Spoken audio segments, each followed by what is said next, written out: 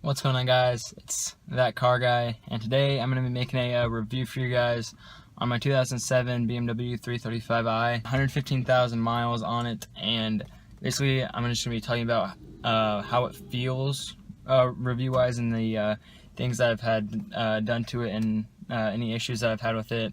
I'll touch base on a few power things and a few technical aspects, but overall not that many, just because you can look up any other video or go to the internet and you can obviously see all those stats on a single page. So I'm just going to be showing you how it feels pretty much, so hopefully you guys enjoy. I'm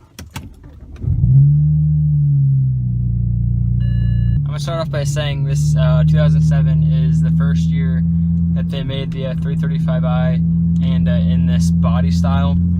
It is twin turbocharged, 300 horsepower, 300 pound-feet of torque. So obviously that's to the crank and not to the wheels. So the weight horsepower will obviously be about 250, somewhere in that range. But I'm just going to tell you how it feels. So boost, I think stock is about 6 to 8. It runs really well. Boost usually kicks in at around 3,000 RPM, and generally a lot of people say that the boost is very gradual, which I have to respectfully disagree with in some aspects, because obviously if you're in like a higher gear, like 4th, 5th, and 6th, and you roll onto the power, obviously it is more gradual, right? But if you're at a lower gear, like 1 through 3rd, and you put your foot down, it's gonna just throw you back quite a bit. And it's obviously a great experience because you still feel the turbo, even though it's only about 6 to 8 pounds, which isn't like a ton. Obviously it's not like the kind of boost that you'd see if you had like a modified Supra or Skyline or something like that, you know, obviously that caliber with a aftermarket turbocharger on it that is fully built. So this car drives really great. The suspension is decently stiff. I can feel everything that I'm going over on the road. I can feel every crack, every bump.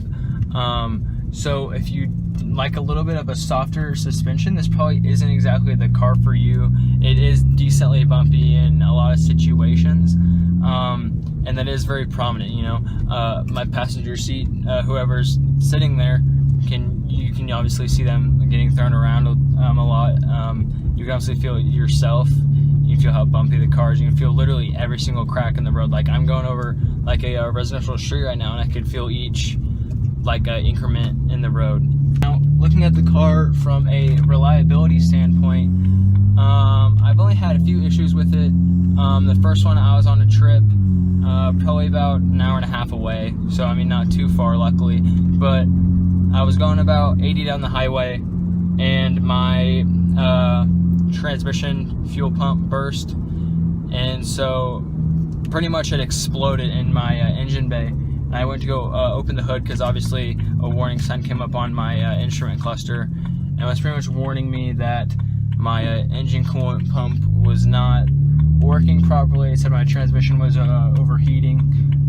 So I obviously pulled over. My car wouldn't run, like it wouldn't give me boost or anything. Like it pretty much having my foot on the accelerator would give me nothing. Like it just gradually started to slow down, obviously. So pulled over, opened up the hood, looked at it, and yeah, that's what had happened. There was just coolant everywhere, and it was not a terrible situation, but I did have to go back that night and pick up the car from just a random guy's house that I left there.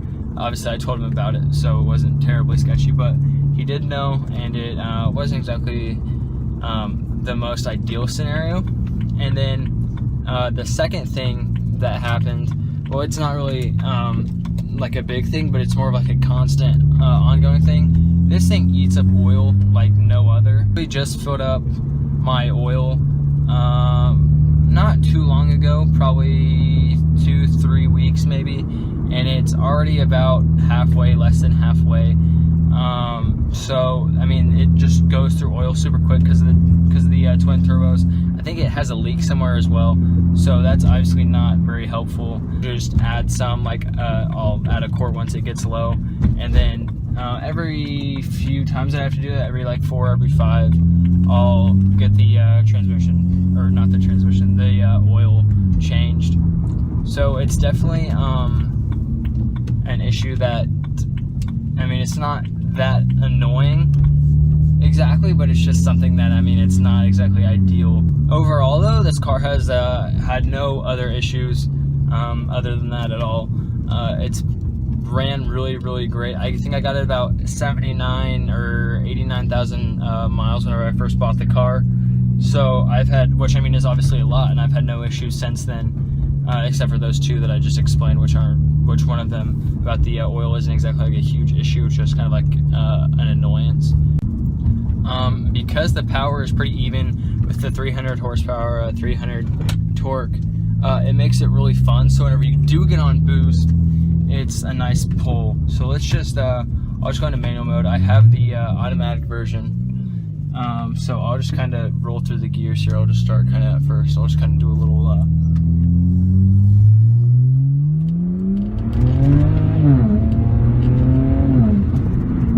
that was already well into the double digits. It has very good numbers. It's very fun to drive. It's very torquey. I do have a muffler delete, so if you can hear that, that's what the exhaust is. It's decently loud, but at the same time, it's not terrible. You can make it quiet if you want it to be quiet. Like right now, I can shift down into fourth, and it's, you know, a reasonable loudness level, right? But then if I want to make it loud, obviously I can. But you know, I have gotten a few complaints. I have gotten tagged once or twice, but I mean, it's not a big deal at all. The exhaust does crackle and pop about every time you downshift or upshift. It used to not do that as much in automatic mode, but now that I've had the muffler delete for probably about 10 months, it does it almost every time that I let off the throttle in like any mode, drive sport, or manual. So that's, I mean, obviously everyone wants to hear downshifts and pops and crackles and all the fun stuff, you know. So let's just see. I'll just downshift here into third, going about 30 miles an hour, about 2,000 RPM, foot down. Decently gradual, you know. Like I said, third gear is where you start to lose that punch. It is very fun to drive though. The steering is really tight, and you can really feel everything that you're doing. So like even just the slightest movements, you can feel it through the car. The car does not have much body roll at all, which is really good from factory. It has a good suspension setup. You know, it probably could use new sway bars, whatever if you want that tight grip. But I have two 55s on the back, and I believe I have two 25s on the front. So pretty aggressive per se. It's not super wide, obviously, but it does provide a good amount of traction. And I do have all seasons on front and back. They are Toyos, so they definitely do a good job of keeping the car planted and good. During the winter months, it does get a little bit squirrely here and there, but for the most part, it runs super great. You have good handling in almost all seasons with these tires, and like it's a good amount of power to have fun with. It never really gets old. You can I've had this car for almost 3 years now. Yeah, on this, all that I have done is the exhaust, like I said, and the I have two engine air intakes, which were very easy to install. They look super good. I have the polished ones. Because let's go second gear, 20, foot down. Yes, it's not the fastest car, but it is very quick, especially for like a new person's car who's still getting used to driving and just trying to, you know, go through the gears and have a fun driver's car while they're still young and you know, trying to figure out what kind of car they really enjoy having. Because I'd say it's a very well-rounded car. It hits all the points of a buyer's aspect that you want. Visibility is super good. Like I said, it's very spacious in here. Has a super good sound system. All the good qualities that you want in a car, this one has it. So yeah, guys, I think I touched on pretty much every point that I wanted to from this video. Hopefully you guys really enjoyed it. If you did, be sure to leave a like, comment, and subscribe. If you have any more video options for the future, or you want to see anything or know anything about the car, be sure to comment that below, and I'll be sure to answer that. But thank you for watching. Like I said, please leave a like and subscribe if you want more.